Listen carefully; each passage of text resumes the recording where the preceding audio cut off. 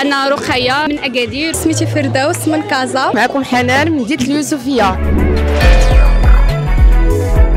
صيف اكادير زوين والبحر، كيكونوا الناس من جميع المدن في المغرب كيجيو باش يشوفوا هذه المدينه الزوينه. كيجيني الصيف في اكادير زوين بزاف مع البحوره ديالو والشميشه والجو هادئ ديما. الصيف اكادير زوين بزاف، كيعجبني نجي الصيف هنايا، كيكونوا بحال هكا دي مهرجانات زوينين كيوريونا التقاليد ديال المغرب. في اكادير كيعجبني البحر ديال تغازوت، بحر زوين وفيه الناس اللي باغيين يديروا السيرف، فيه بزاف ديال لي زاكتيفيتي وفيه بزاف ديال لي كافي وبور لي فامي. البحوره اللي كيعجبوني في اكادير هما تغازوت، يمين ودار، امسوان. البحر ديال تغازوت بطبيعه الحال، بلاصه ديال اقصري. كتعجبني الثقافه الامازيغيه حيت كيجيو اجانب، وهاد المدينه هذه مدينه امازيغيه وخاصهم يعرفوا الاصل ديالها امازيغي. الحاجه اللي باغا نجربها في اكادير الصراحه هي زيب لاين ديال كروكو بارك. كندير لا ناتاسيون، كندير السيرف، كندير الصيد. بغيت نجرب جيسكي مازال ما جربتوش، وان شاء الله غنجربو. بغيت نجرب شي حوايج في اكادير، بغيت نجرب السيرف. الناس اللي في اكادير ضروري خصهم يحضروا لي سبيكتاكل ديال الثقافه الامازيغيه، مثلا حوايج بحال كي كاين هنا عندنا. مثلا ضروري الواحد باش يتعرف على الثقافه ديال المدينه ويتعرف على الثقافه ديال الناس ديال المدينه. كنقول الناس اللي ما جاو لاكادير يجيو،